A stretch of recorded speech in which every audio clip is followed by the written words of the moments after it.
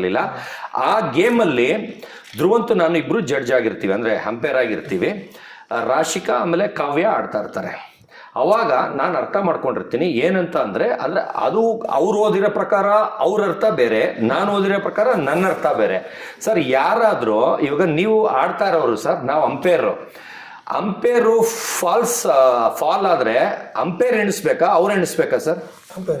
Umpire ಎಣಿಸಿದ್ರೆ ಕರೆಕ್ಟಾಗಿ 1 ಸೆಕೆಂಡ್ಗೆ 2 ಸೆಕೆಂಡ್ಗೆ 3 ಸೆಕೆಂಡ್ಗೆ ಹೇಳಿಸ್ತಾರೆ. ಅವ್ರಿಗೆ ಬಿಟ್ಬಿಟ್ರೆ ಅವರು 1 2 3 4 5 6 7 8 10 ಅಂದ್ಬಿಟ್ಟು ಓಡೋಗ್ಬಿಡ್ತಾರೆ. ಅದು ತಲೆ ಬೇಡ ಸರ್, ಅಲ್ಲಿ ಡೀಟೇಲ್ ಆಗಿ ಬರ್ದಿದೆ.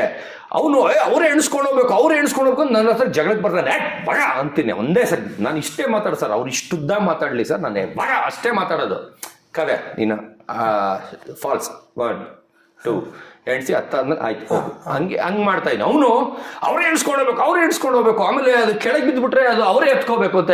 ಅವ್ರವ್ರ ಇಷ್ಟ ಸರ್. ಇವಾಗ ಅಲ್ಲಿ ಇದೆಯಾ ಎತ್ಕೊಂಡು ಇಟ್ಕೊಂಡು ಕಿಲಾಡಿತನ ಮಾಡಿ ಲಾಸ್ಟ್ 1 ಸೆಕೆಂಡಲ್ಲಿ ಒಂದಿಟ್ರು ವಿನ್ನರ್.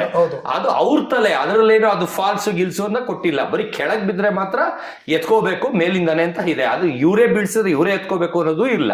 ಅದನ್ನು ನೀಟಾಗಿ ಅರ್ಥ ಮಾಡ್ಕೊಂಡು ನನ್ನ ಪ್ರಕಾರ ನಾನು ಮಾಡ್ತಾ ಇದ್ರೆ ಬಂದ್ಬಿಟ್ಟು ಜಗಳ ಮಾಡಿ ಲಾಸ್ಟಲ್ಲಿ ಬಂದು ರಾಶಿಕಾ ಗೆಲ್ತಾಳೆ.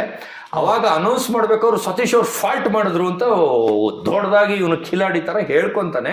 ಆದರೆ ಅದಾದಮೇಲೆ ಬುಕ್ ಅವನೇ ಅರ್ಧ ಗಂಟೆ ಓದ್ಬಿಟ್ಟು ಒಳಗೆ ಬಂದ್ಬಿಟ್ಟು ಸಾರಿ ಸರ್ ನಿಮ್ಮದೇ ಕರೆಕ್ಟು ಅಂತಾನೆ. ಅಂದರೆ ನಾನು ಒಂದ್ಸಲಿ ಹೋದ್ರೆ ನಂಗೆ ತಲೆಗೆ ಹೋಗುತ್ತೆ, ಆಮೇಲೆ ಅರ್ಥ ಆಗುತ್ತೆ. ಅವನಿಗೆ ಗ್ರಾಮರೇ ಅರ್ಥ ಆಗಲ್ಲ. ಆ ವರ್ಡಲ್ಲಿ ಅಷ್ಟು ಸ್ಪಷ್ಟವಾಗಿರುತ್ತೆ, ಅದನ್ನು ಅವನು ಅರ್ಥ ಮಾಡ್ಕೊಳ್ಳೋ ಕೆಪಾಸಿಟಿನೂ ಇರಲ್ಲ.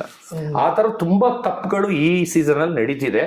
ಅಂದರೆ ತಪ್ಪು ಮಾಡೋದು ಆಚೆ ಜನಕ್ಕೆ ಏನಾಗುತ್ತೆ, ಏನಿದು ಸರಿಗೆ ಇವರು ಏನು ಕೇಳಿಸ್ಕೊಂಡಿಲ್ವಾ, ನೋಡಿಲ್ವಾ, ಇಲ್ಲ ಸರಿಗೆ ನಡೆಸ್ಕೊಳ್ತಿಲ್ವಾ ಅಂತ. ಆದರೆ ಬಿಗ್ ಬಾಸ್ ತಪ್ಪಲ್ಲ, ಇದು ಒಳಗಿರೋ ಜನಗಳ ತಪ್ಪು.